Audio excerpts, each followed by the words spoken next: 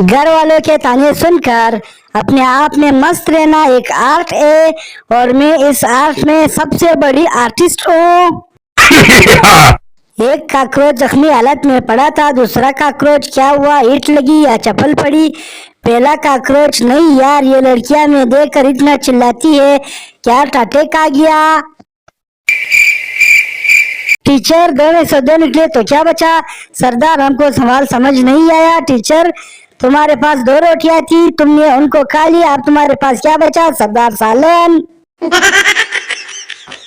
मैंने काफी अरसे बाद मैसेज किया, स्टडी कैसी जा रही है?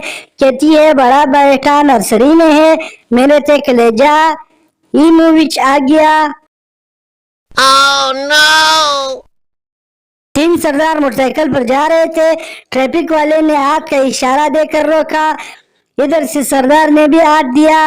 ना बाबूजी, हम पहले से ही 3 बैठे हैं। गैरत पूछने का तो जमाना ही गया।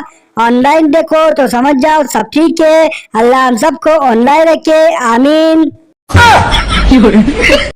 किसी लाइफ इंश्योरेंस के नुमाइंदे के पास 10 मिनट बैठ जाओ तो यकीन दिलाई देता है कि जीने से ज्यादा मरने में फायदा है।